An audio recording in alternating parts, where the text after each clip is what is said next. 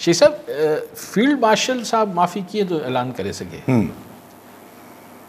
Field marshal माफ़ी जो ऐलान कीअं थो करे सघे कानूनी तरह? साईं हा कानूनी तरह त न, पर हाणे ज़ाहिर आहे बाक़ी उहो चई सघे थो त भई मूं माफ़ कयो अगर को ज़ाती रंजिश आहे फील्ड मार्शल के, बाक़ी हू पाण त माफ़ नथो करे सघे सर। मुल्क में मार्शल लॉ थोड़ी लॻल आहे। जी हा उहो त ज़ाहिर आहे। सो उहो त ऐं माफ़ करण त हू माफ़ी त घुरे बि कोन पियो इमरान ख़ान।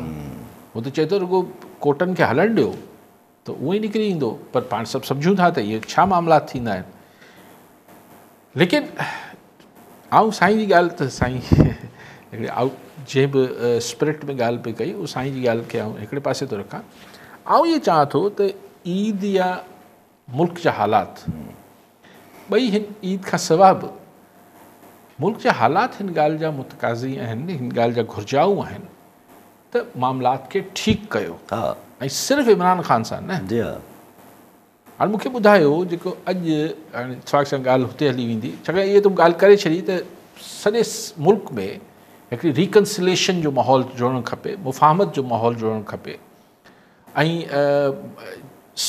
पॉलिटिक्स खे हलणु ॾियो, स्पेस ॾियो इख़्तिलाफ़ राय खे। यानी हिन ॻाल्हि खे असांखे सिखणु खपे त असीं हिक ॿिए सां इख़्तिलाफ़ करे बि गॾु थी रही सघूं था न।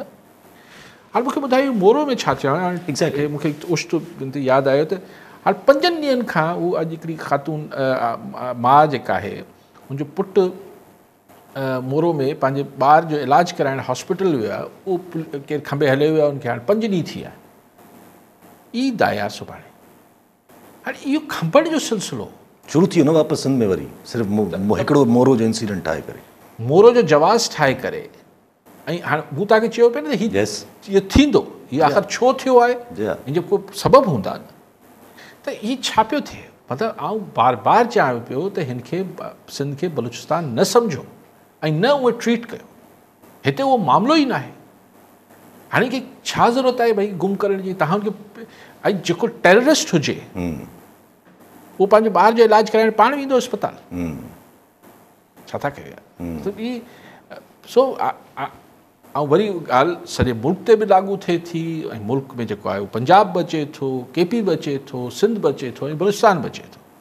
पॉलिटिक्स खे रूम ॾियो ऐं इख़्तिलाफ़ राय खे दुश्मनी जो दर्जो न ॾियो। जेको थी वियो भला हाणे जेको थी वियो, जेको चयो वियो, जेको कयो वियो, भला हाणे अॼु खां त शयुनि खे वरी रिकन्सिडर त करणु खपे न। असीं त सिर्फ़ु गुज़ारिश करे सघूं था त रिकन्सिडर कयो। ज़ाहिर न कंदा त न कंदा, मूंखे नथो लॻे त करण जो इरादो हूंदो, पर हिकिड़ी आउं त जेका ॻाल्हि असांजे नंढड़ी अक़ल में अचे थी त पॉलिटिकल फोर्सिस खे जॻह न ॾींदो त पोइ वैक्यूम आहे। पोइ वैक्यूम में जेको आहे उहो शरपसंद बि घणंदा, दहशतगर्द बि घणंदा, सभु घणंदा। हर को वैक्यूम खे पूरो करण जी भरण जी कोशिशि कंदो, हथियार कढंदा। ऐं बलूचिस्तान में तव्हां ॾिसी वरितो ग़लति थियो आहे।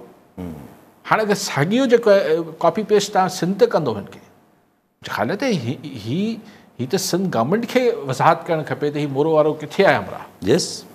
लाज़िमन वज़ाहत करणु खपे, लाज़िमन वज़ाहत करणु खपे। मतिलबु ईअं हाणे मोरो खे छा हिकिड़ो छा ठाहिनि पिया, ग़लति आहे। ऐं गुज़ारिश करे सघां थो त हिन सां नुक़सानु थींदो, हिन सां फ़ाइदो कुझु कोन थींदो। बाक़ी अगरि ठाहिणो ई आहे, अगरि उहो माहौल ई क्रिएट करिणो आहे, पोइ बि नुक़सानु थींदो। त पोइ अगरि दानिस्ता बि थिए पियो, पोइ पीपल्स पार्टी खे कहिड़ो फ़ाइदो आहे? अगरि जनरल पार्टी खे कोई फ़ाइदो न आहे। पीपल्स पार्टी हिन जी जेको आहे उहो नुक़सानु खाईंदी, शदीद नुक़सानु थींदो। जी हा, पीपल्स पार्टी गवर्नमेंट खे ई तव्हां चवां पियो त हू हिन में फुट डाउन करे, अहिड़ा मामलात न थियणु ॾे, रोके। ॻाल्हि इहा आहे त आउं चाहियां त I am done with Yasir. तंहिंसां यासिर ख़तमु त न थी वियो, साम्हूं वेठो आहे न मुंहिंजो। डेली टीवी ते सॼो डिस्कशन ई न थियूं हलनि, त डेली साम्हूं बि वेठो आहे मुंहिंजो यासिर। सो मुंहिंजे अखियूं बंदि करण सां यासिर किथे हलियो वियो? सो अगरि if anybody is done with Khan, हा अगरि हू चवणु चाहिनि था त हाणे के सूरत हिन सां ॻाल्हियूं न थींदियूं, त पोइ आउं अहिड़े मौक़िफ़ खे लॉजिकल नथो सम्झां। ग़लति यानी इंफॉर्मेशन जे हिसाब सां ठीकु हूंदा उहे, हुननि जी मालूमात हूंदी त भई इस्टेब्लिशमेंट हाणे नथी ॻाल्हाइणु चाहे, हा इहो ठीकु हूंदा उहे, मुंहिंजी त का मालूमात न आहे। पर आउं हिन खे जेको पाकिस्तान जी हिकु डिघी हिस्ट्री आहे उन ऐं हिते जी जेके पॉलिटिकल लॉजिक्स आहिनि या पावर डायनामिक्स जेके आहिनि, पावर डायनेमिक्स ऐं पॉलिटिकल लॉजिक्स जेके आहिनि, जेके हिते जा सियासी मंतक बि अजीब आहिनि, दुनिया जा अलॻि हूंदा आहिनि, असांजा अलॻि आहिनि। उन में मूंखे इहा ॻाल्हि फिट नथी नज़र अचे। हा, अॼु बंदि थी वियूं हूंदियूं ॻाल्हियूं, वरी 15 ॾींहंनि खां पोइ वरी को वाक़ियो, को किस्सो, को मामिलो, वरी जेल में वञी मुलाक़ात थी वेंदी।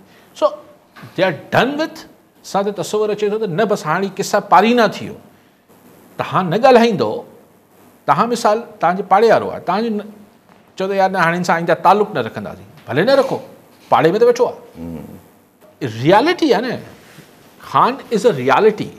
जेसि ताईं हीज़ मतिलबु अला सभिनी खे हयाती ॾिए, ऐं उन जेसि ताईं हू आहे तेसि ताईं त उहो आहे न सर।